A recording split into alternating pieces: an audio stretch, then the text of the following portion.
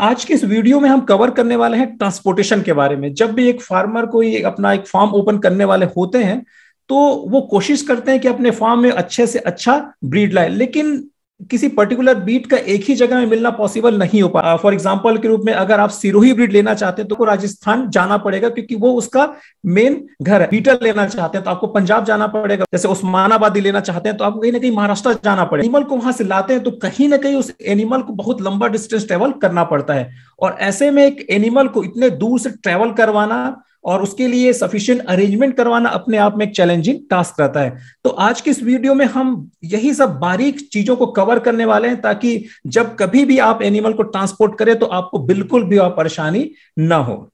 देखिए, जब हम एक एनिमल को ट्रांसपोर्ट करते हैं तो वहां सबसे प्राइमरी काम हमारा होता है कि जो एनिमल्स हम लिए हैं उसको वहां के जो लोकल जो वेटनरी असिस्टेंट सर्जन रहते हैं, गवर्नमेंट डॉक्टर रहते हैं, उनके थ्रू उस पर्टिकुलर एनिमल को पहले तो सर्टिफाई करना, मींस उसका एज क्या है, उसका हेल्थ कैसा है, और उसके लिए एक इवैल्यूएशन सर्टिफिकेट बनाना, मींस वो एनिमल्स कितने का है। जब हम एनिमल्स को वहां से ट्रांसपोर्ट करते हैं तो वहां पर्टिकुलरली हम 3 टाइप के सर्टिफिकेट्स वहां बनाते हैं। पहला सर्टिफिकेट तो age health and valuation certificate है, दूसरा है फिट टू ट्रेवल, तीसरा है ट्रांसपोर्ट सर्टिफिकेशन। ये ऐसे सर्टिफिकेट्स बनाने का मतलब क्या है? अगर आप बहुत दूर से ट्रेवल करवा रहे हैं तो कहीं ना कहीं आपको कई सारे स्टेट को वहां पे पार करना होता है, और वहीं बीच बीच में आपको चेक पोस्ट भी मिलता है जहां आप बहुत ही आसानी से पकड़े जाएंगे। अगर आपके पास में ये सारा सर्टिफिकेट नहीं है, जो आपको रोकेंगे उस नाका में, उनके माइंड में एक शक जाएगा कहीं आप ये सारी चीजों को चोरी करके तो नहीं ला रहे हैं। सेकंड पॉइंट में यहां लिखा है फिट टू ट्रेवल। कई सारे बीमारियां ऐसे हैं जो इंडेमिक होता है, पर्टिकुलर किसी जगह में होता है। अगर आप कोई भी एनिमल को बिना किसी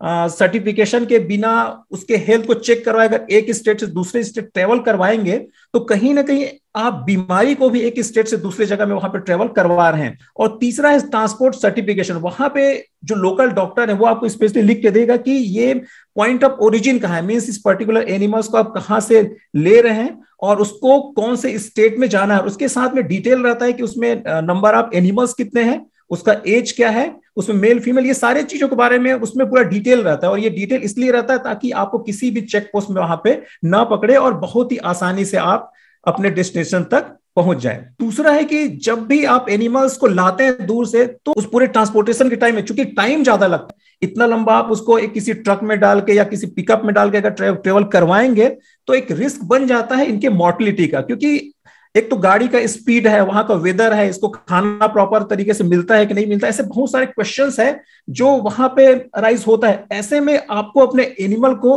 का इंश्योरेंस जरूर करवाना चाहिए। अगर लंबे बहुत ज्यादा डिस्टेंस अगर एनिमल्स को ला रहे हैं और बीच में मॉर्टिलिटी हो जाता है तो वहीं से आपका सपना टूटने लग जाएगा। ऐसे में सबसे अच्छा है कि आप पहले अपने एनिमल को इंश्योरेंस करवा लें। तीसरा पॉइंट जो आपको ध्यान में रखना है कि जब एनिमल्स को आप लाते हैं दूर से तो उसको एक स्पेसिफिक गाड़ी से ही आपको लाना है, क्योंकि जो एनिमल को हम ट्रेवल करवाते हैं उसके लिए एक अलग नॉर्म्स है, उसके लिए एक अलग नियम बना हुआ है कि कौन सी गाड़ी से जाना है, उसमें कैसे कैसे पार्टीशंस रहेंगे और पर एनिमल्स के पीछे कितना कितना स्पेस वहां पे दिया होना चाहिए, ताकि जब आप एनिमल्स को ट्रेवल करवाएंगे तो बिल्कुल भी कोई परेशानी उनको ना हो। जैसे कि आप इस स्लाइड में देख सकते हैं कि एक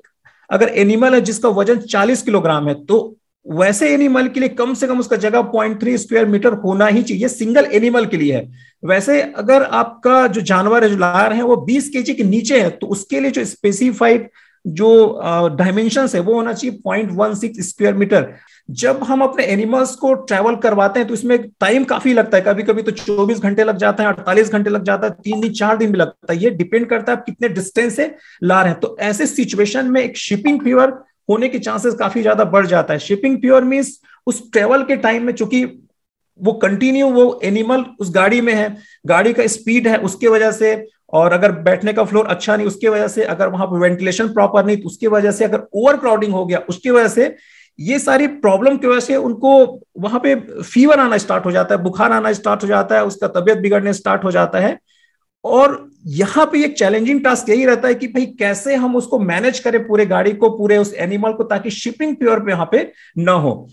और इसको रिड्यूस करने का एक तरीका और है कि जो टाइम ड्यूरेशन है, जहां पे आपको लग रहा है कि 24 घंटा लगने वाला है, 48 घंटा लगने वाला है, तो यहां कोशिश करें कि आप उस ड्यूरेशन को कैसे मिनिमाइज कर सकते हैं। मींस आपके पास में क्या क्या ऐसे व्हीकल्स जैसे अगर हम जब एनिमल्स को ट्रांसपोर्ट करते हैं तो भाई रेलवे में भी ट्रांसपोर्ट होता है, एक ट्रक में भी ट्रांसपोर्ट होता है, तो आपको वहां पे देखना पड़ेगा कि कौन सा ऐसा मीडियम है जिसके थ्रू बहुत ही जल्दी आप अपने डेस्टिनेशन तक उस पर्टिकुलर एनिमल को ला सकते हैं, ताकि ये शिपिंग फ्यूअर से उसको आप बचा सकें। कि अगर इस एनिमल को स्ट्रेस होगा तो कहीं ना कहीं ये शिपिंग फ्यूअर को कॉस्ट करेगा ही करेगा। इसलिए आपको वहां पे ध्यान देना है कि एनिमल को कौन से टाइम में आपको ट्रेवल करवाना है। सोचिए, अगर आप उसको डे टाइम में, ब्रॉड डे लाइट में अगर ट्रेवल करवाते हैं तो एक तो हीट बहुत ज्यादा रहेगा, गर्म हवाएं चलेंगी, और ऐसे सिचुएशन में एक एनिमल को ट्रेवल करवाना बिल्कुल भी सेफ नहीं है। इसीलिए अच्छा है कि आप पूरे उसको नाइट में उसको ट्रेवल करवाएं, दिन में उसको किसी एक जगह में अनलोड कर दें, कूल मौसम है उसी में आप ट्रेवल करवाएं, और जैसे ही थोड़ा हीट जब चढ़ना स्टार्ट हो जाता है तो वहां पे अपने गाड़ियों को रोक दें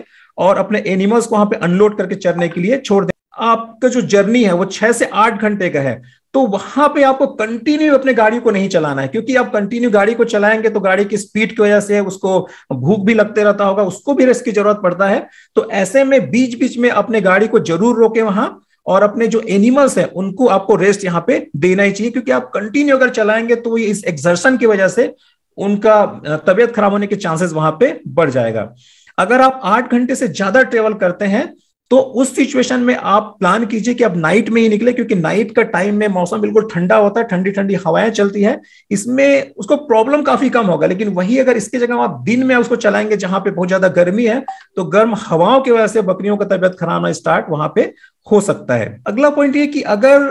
आप जो डिस्टेंस आप ट्रेवल करने वाले हैं वो बहुत ज्यादा लंबा है, 24 घंटे का है, 48 घंटे का है, जैसे मैंने थोड़ी देर पहले बता रहा था, तो वैसे सिचुएशन में प्लान आपको ऐसे करना है कि आप पूरे रात गाड़ी को चलाएं, क्योंकि पूरे रात वो तो पूरा ठंडा रहता है, और जैसे ही थोड़ा धूप चढ़ने लगता है उस सिचुएशन में अपने गाड़ियों को आप कहीं पे रोक दे ठंडे जगहों में जहां पे छांव है, और अपने पूरे जितने भी एनिमल्स उसको आप अनलोड कर दें और चरने के लिए वहां पे छोड़ दें। आप भी उसमें वहां पे रेस्ट करें, अपने एनिमल्स को भी वहां पे रेस्ट करने के लिए रख दें, ताकि वहां पे एनिमल्स आपका ग्रेज भी कर ले और उसका जो भी थकावट है पूरे रात भर का वो भी दूर हो जाए।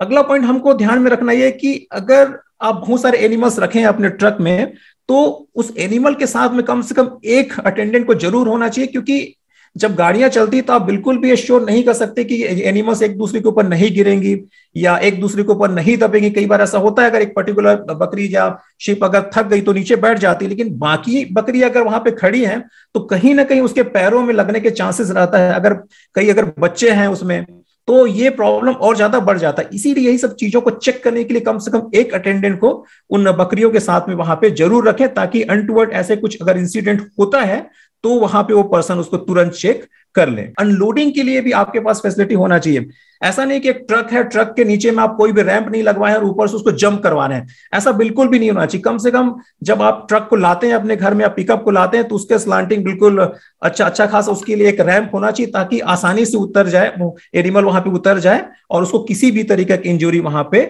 ना हो।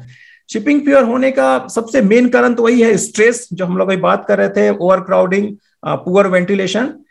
तो अगर एक बार एनिमल को अगर स्ट्रेस आया, इन्फेक्शन होने के चांसेस को बढ़ जाता है, जैसे बैक्टीरियल इन्फेक्शन है, वायरल इन्फेक्शन है, और ये इन्फेक्शन उसको बहुत ज्यादा वहां पे कॉज करता है, क्योंकि वैसे भी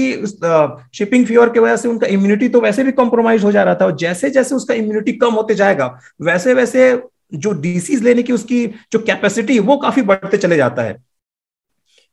देखिए, हम अभी बात कर रहे थे कि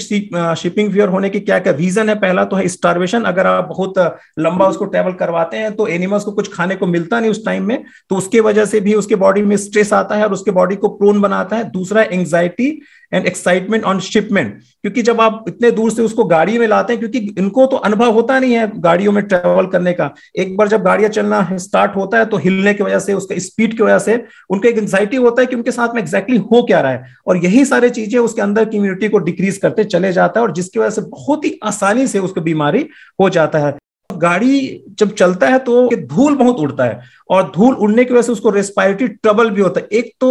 अगर आप ओवर क्राउडिंग अगर करेंगे उसके वजह से प्रॉब्लम स्टार्ट हो जाएगा, अगर वहां पे प्रॉपर वेंटिलेशन नहीं उसकी वजह से प्रॉपर हो जाएगा, और तीसरा ये डस्ट की वजह से, क्योंकि डस्ट तो कंटिन्यू आपको रोड में मिलेगा, इसकी वजह से उसको रेस्पिरेटरी ट्रबल हो सकता है।